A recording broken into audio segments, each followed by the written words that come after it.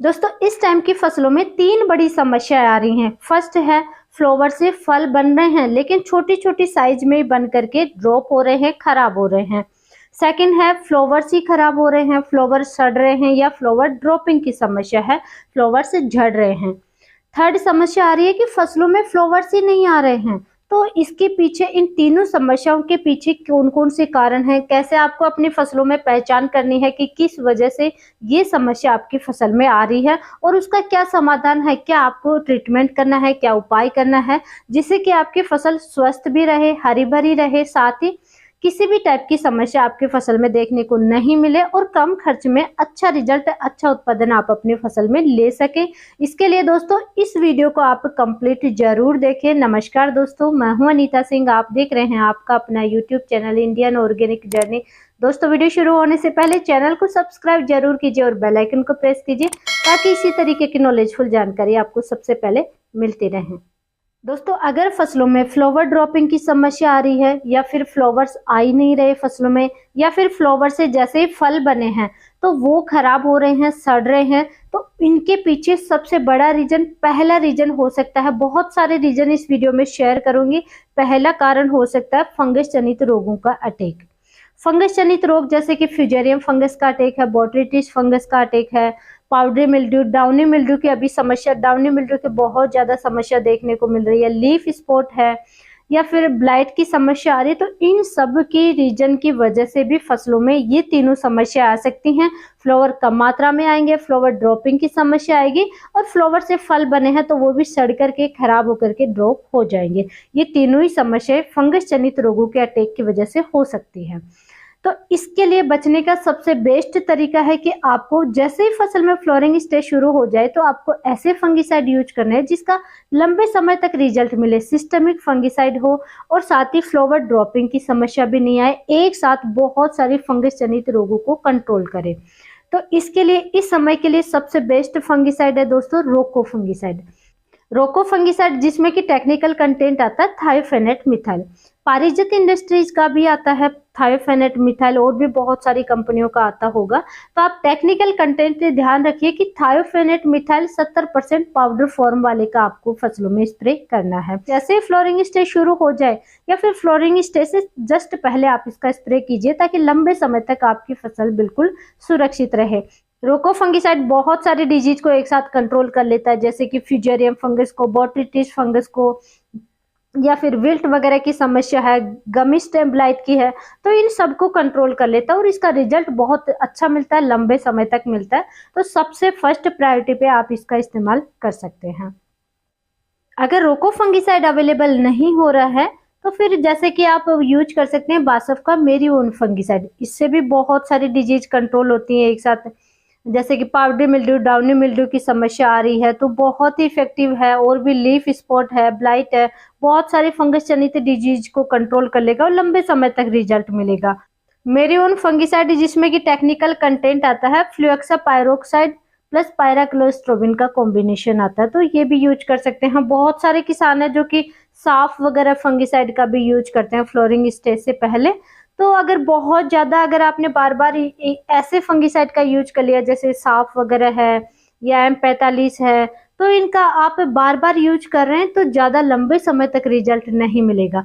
तो flooring stage से पहले आपको ऐसे फंगिसाइड का यूज करना जो अभी तक आपने उस क्रॉप में, पर्टिकुलर उस क्रॉप में यूज नहीं किया है, और सिस्टमिक फंगिसाइड है उसमें। अगर दो टेक्निकल कंटेंट है तो एक कंटेंट उसमें सिस्टमिक होना बहुत ही जरूरी है, तभी आपको लंबे समय तक रिजल्ट मिलेगा। सेकेंड पॉइंट है कि अगर कीटो का अटैक है तब भी फ्लावर ड्रॉपिंग की समस्या बहुत ज्यादा देखने को मिलेगी और फ्लावर्स कम मात्रा में अभी आएंगे।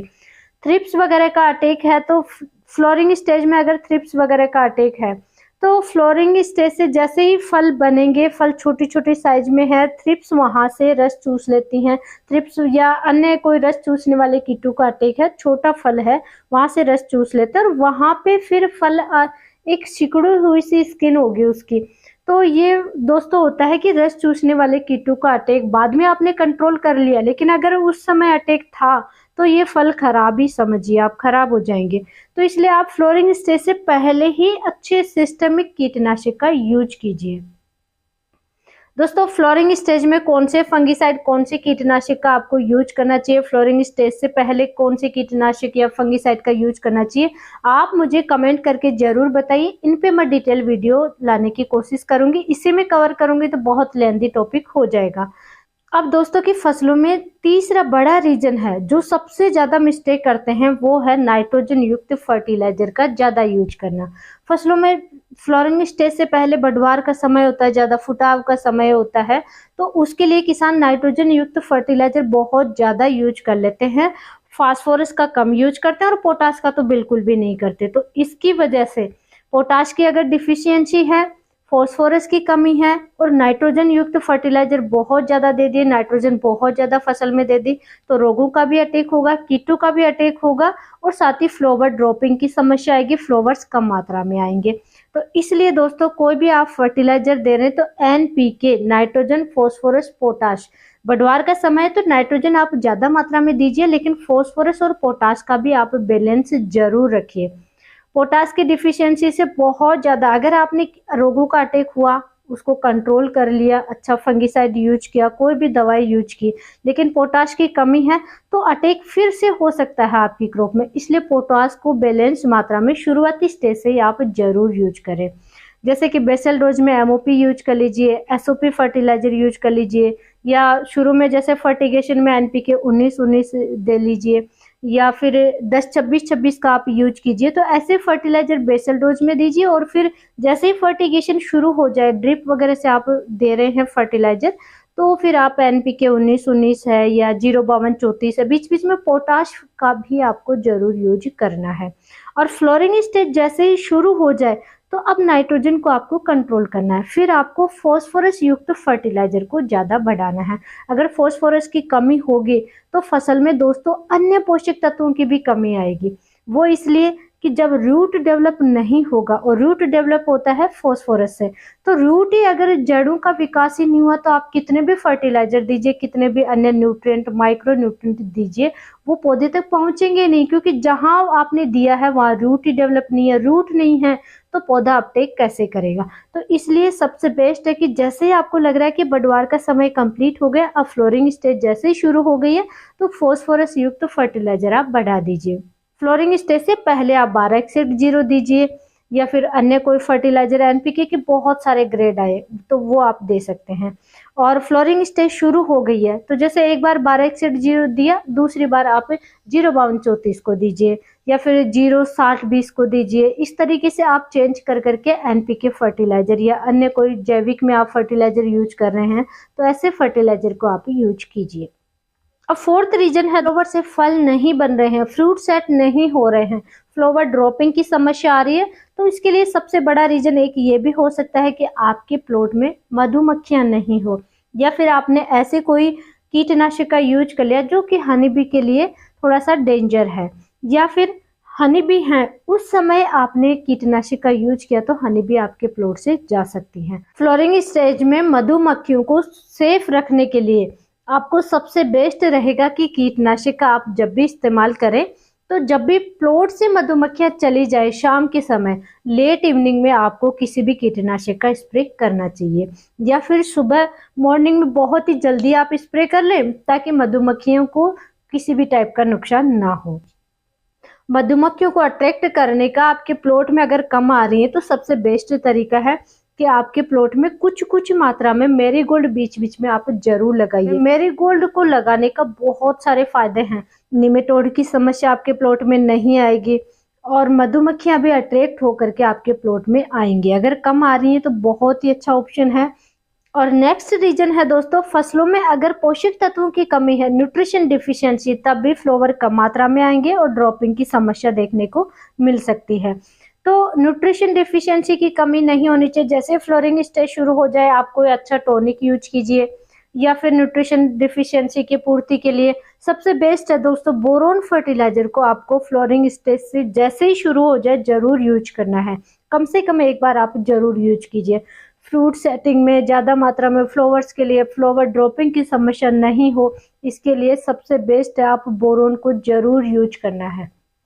आप इसको ड्रिप से भी यूज कर सकते हैं और स्प्रे भी कर सकते हैं। इसके साथ ही कैल्शियम की कमी भी नहीं होनी चाहिए।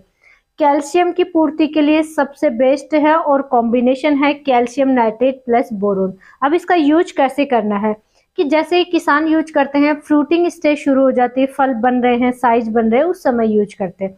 बेस्ट आपको रहेगा कि फ्लोरिंग स्टेज में कोई समस्या ही नहीं हो। इसके लिए है कि जब आप अपनी प्लॉट में देख रहे हैं कि फ्लोरिंग स्टेज शुरू हो चुकी है, 1-2 फ्लावर्स आने लग गए, उसी समय आप कैल्शियम नाइट्रेट प्लस बोरोन का यूज कर लीजिए।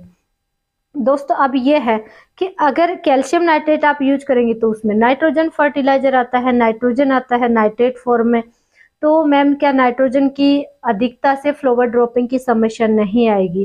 तो दोस्तों कैल्शियम नाइट्रेट में नाइट्रोजन एक बैलेंस मात्रा में है, प्लस इसके साथ में बेस्ट कॉम्बिनेशन सिर्फ और सिर्फ बोरोन का है। बहुत अच्छा कॉम्बिनेशन है फ्लोरिंग स्टेज के लिए, फ्लावर से फ्रूट सेट करने के लिए। तो बहुत अच्छा है कि आप जैसे फ्लोरिंग स्टेज शुरू हो जाए उस समय बोरोन प्लस कैल्शियम नाइट्रेट को यूज कर लीजिए।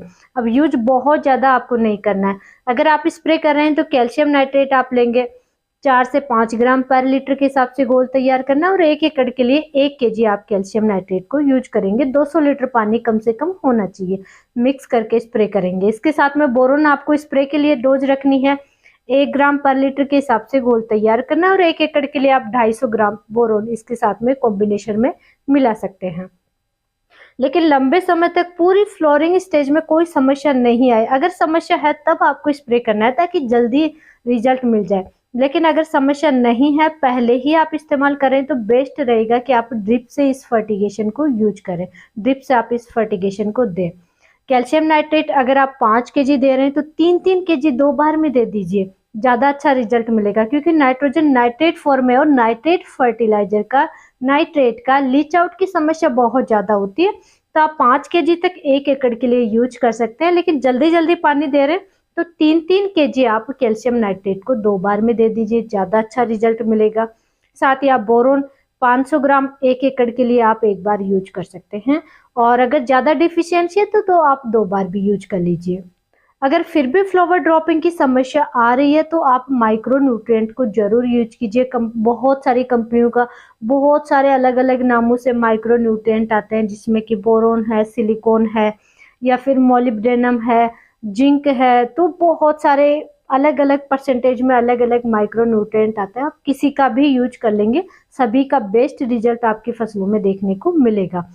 नेक्स्ट है दोस्तों, फसलों में अगर आपकी फसल में रोगों का, कीटों का अटैक हुआ है, न्यूट्रिशन डिफिशियंसी हुई है, या फिर टेम्परेचर में चेंजमेंट आ रहा है, जैसे सर्दी से गर्मी, अभी सर्दियों से गर्मी आ रही है, या फिर गर्मियों से सर्दी का मौसम है, या फिर पानी अगर कम ज़्यादा की वजह से फसलें स्ट्रेस में चली गई है, तो आपको ऐसे टॉनिक का यूज करना है जो कि टॉनिक का भी काम करे, उसके साथ ही फ्लावर ड्रॉपिंग की समस्या को भी कंट्रोल करे और फसलों को एंटी स्ट्रेस का काम करे, यानी कि स्ट्रेस से भी फसलों को बचाए। तो ऐसे बहुत सारे टॉनिक है मार्केट में, आप उनका जरूर यूज कीजिए फसलों में। कम से कम फ्लोरिंग स्टेज में 1 बार आप जरूर यूज कर लीजिए। जैसे कि अगर मैं नाम लूँ तो गोदरेज का डबल आता है, जिसमें होमोब्रिसिनोलोइड आता है, तो आप इसका इस्तेमाल कर सकते हैं। ये फ्लावर ड्रॉपिंग को भी कंट्रोल करता है, उसके साथ ही एंटी स्ट्रेस का भी काम करता है, तो आप इसका इस्तेमाल कर सकते हैं। अगर फसल में जैसे स्पेशली तरबूज खरबूज में फ्लोरिंग स्टेज से पहले लीफ माइनर की समस्या बहुत ज़्यादा आती है, टमाटर में भी लीफ माइनर की समस्या बहुत ज़्यादा आती है, तो आप बायोआर 303 यूज करें, टॉनिक का भी काम करेगा और लीफ माइनर को भी कंट्रोल करेगा।